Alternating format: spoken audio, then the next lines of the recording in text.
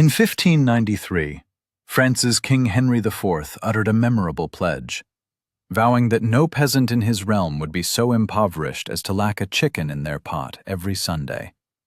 This was a noble aspiration, a political promise of abundant sustenance. Yet, as the monarch delivered his eloquent words, the common folk were already well fed.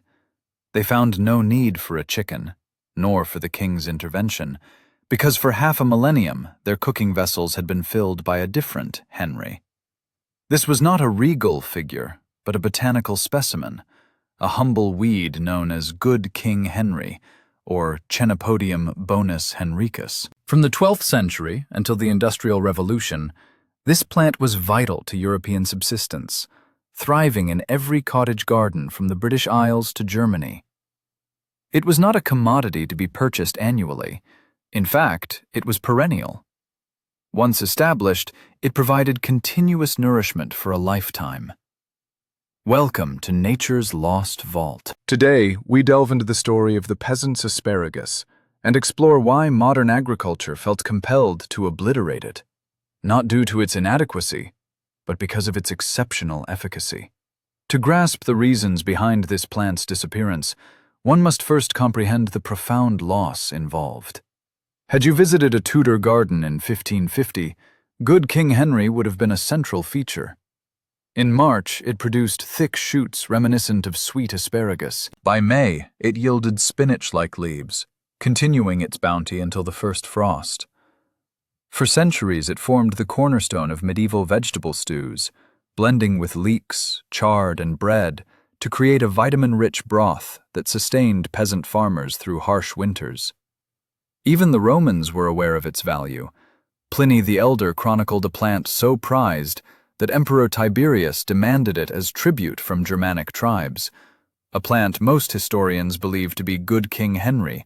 Such was its imperial desirability. Nutritionally, it renders contemporary spinach almost insipid. A 1989 study published in Agriculture Journal meticulously analyzed Good King Henry's nutritional composition. Later, in 2022, the Backyard Larder ranked perennial vegetables by nutritional density, revealing that Good King Henry surpassed spinach, kale, and chard across numerous micronutrient categories. It boasted more iron than spinach, more calcium than milk, and an exceptionally high vitamin C content, alongside a greater array of B vitamins than most leafy greens. This offered complete nutrition from a plant requiring no annual labor, no tilling, no replanting, no seeds to acquire each spring. It simply reappeared every year, a steadfast companion. So, where is it now? Why do we invest billions in genetically modifying climate-resilient crops when the perfect drought-proof vegetable already exists? The answer lies not in conspiracy, but in a challenge of spatial arrangement. The demise of Good King Henry began in 1701 with Jethro Tull, an English farmer who invented the seed drill. This ingenious device mechanized planting, but it demanded one crucial element: uniformity. The drill favored annuals, crops planted anew each year in precise, straight rows, such as wheat, corn, and turnips. Good King Henry, however, was unruly. It grew in irregular clumps, propagated by its roots, and refused to conform to straight lines. It could not be planted with a drill in neat rows, nor could its harvest be mechanized. In the lexicon of burgeoning industrial agriculture, it was deemed inefficient. With the advent of the Industrial Revolution, farmers shifted their focus from food production to efficiency. In 1837, John Deere introduced the steel plow, enabling farmers to cultivate virgin prairie soil for the first time. Yet the robust perennial root systems of plants like Good King Henry, which had developed over decades, proved antithetical to the plow. They bound the soil, resisting disruption. Annual crops, with their shallow, fragile roots, were easily managed. Plow, plant, harvest, then plow again. This system prioritized annuals, not because they were superior for soil health, nutritional value, or farmers, but because they were better suited to machinery. By 1900, the tractor had superseded the horse, and every machine subsequently engineered was designed for one purpose: to clear the earth and facilitate a fresh start each spring. Perennials like Good King Henry resisted. Their roots plunged 3 feet deep, holding the soil firmly and even damaging plows. In the machinery's perspective, this plant's greatest virtue, its resilience, became its fatal flaw. It was labeled inefficient, not because it failed to nourish people, but because it hindered the tractor's pace. However, machinery tells only half the tale. If the tractor was the instrument, the business model provided the impetus. In the 1920s, the modern commercial seed industry flourished, with companies such as Burpee, Ferry Morse, and Northrop King recognizing a core capitalist principle: perennials are a poor product. Consider this. If I sell you a packet of spinach seeds, you will return to purchase more next year, and the year after, generating recurring revenue. If I sell you Good King Henry seeds, I might never see you again. You sow it once, and your descendants could still be harvesting from it 2 decades later. This self-sufficiency, however, was antithetical to profit. By 1950, seed catalogs had quietly phased out perennial vegetables. Good King Henry vanished from commercial offerings, not because it ceased to be effective, but because it was too effective. Then came the ultimate blow: the Green Revolution. In 1960, Norman Borlaug introduced high-yielding dwarf wheat varieties. The proposition was straightforward: more calories per acre. The hidden cost was complete dependence on synthetic fertilizers, mechanization, and annual replanting. While the Green Revolution undoubtedly saved 1 billion people from starvation, it also locked global agriculture into a system where perennial vegetables had no place. Governments subsidized annual grain crops. Universities directed research budgets toward corn, wheat, and soybeans. Agricultural extension services instructed farmers to think in terms of planting seasons, not perennial plots. We staked our entire farming future on annuals, opting for wheat, corn, and soy. We embraced a system where 70% of our cropland necessitates aggressive tillage every year, eroding soil, releasing carbon, and demanding synthetic fertilizers merely to sustain growth. We exchanged a self-sufficient plant for plants reliant on artificial support. Today, annual crops occupy 70% of global cropland, while perennials account for merely 13%. Ponder this: 94% of all plant species on Earth are perennial, yet only 13% of our agricultural land cultivates them. We chose the exception and enshrined it as the rule. And what have we forfeited? Begin with the soil.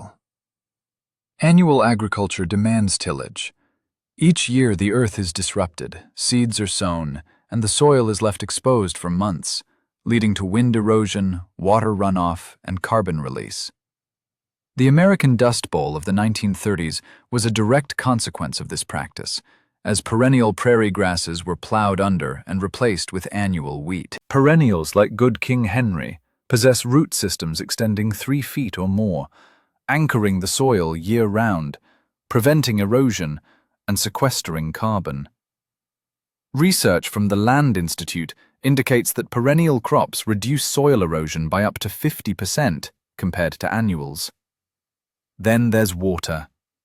Annual crops lose up to 5 times more water than perennials because their shallow roots cannot access deeper moisture reserves. In a world grappling with water scarcity, we constructed our entire food system around the most water-inefficient plants imaginable. And the chemicals. Annual monocultures necessitate synthetic fertilizers because tilling disrupts soil biology.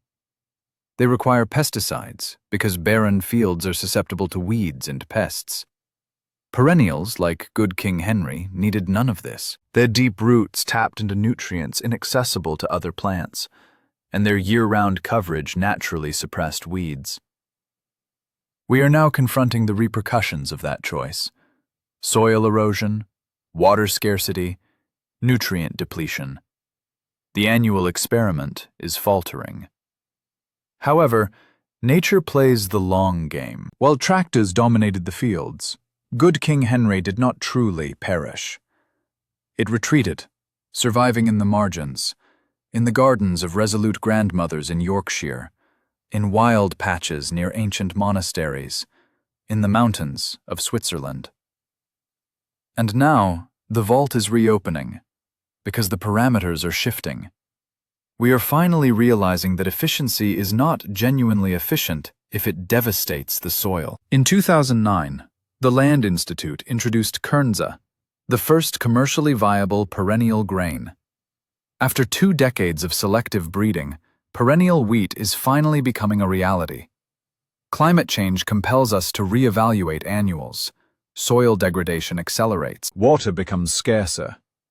Suddenly, the traits we engineered out of our food system, deep roots, permanent coverage, self-sufficiency, appear less like inefficiency and more like a strategy for survival. In 2022, the USDA updated the Conservation Stewardship Program to include perennials for the first time. It is a modest adjustment, yet it signals a broader acknowledgement that the annual monoculture system is unsustainable in the long run. And good King Henry? It never genuinely vanished. You can acquire its seeds online today, planting them this spring. Unlike almost every other vegetable you cultivate, you will not have to replant them. They will return annually for the next 20 years. The shoots will emerge in March, followed by the leaves in April, and you will taste something most people haven't experienced in a century. Food that bypasses the conventional system, food that opts out of the industrial machine, food that grows on its own terms, by its own rules, without requiring permission. When those shoots appear next March, and the March after that, and the March after that, you will be partaking in a quiet uprising. You will be consuming food that exists outside the industrial timeline. Food that needs no tractor. Sustenance that requires no seed proprietor. Nourishment that demands no royal assent. King Henry IV's melodic pledge of a chicken in every pot relied on prosperity, on trade, on a thriving financial system. When economies faltered, the assurance dissolved. The alternative, King Henry, the botanical species thriving in gardens for half a millennium, sought nothing. It simply flourished. One articulated a vow contingent on global cooperation. The other upheld a commitment that the world had ceased to comprehend. And perhaps now, we are beginning to heed once more. If this narrative alters your perception of the wild flora in your cultivated space, enroll in nature's forgotten archives. We are unearthing the annals they attempted to obliterate. Certain pledges are articulated verbally. Others are fulfilled by resilient root systems that defy demise. Cultivate tomorrow. The subsequent archive is unveiled shortly.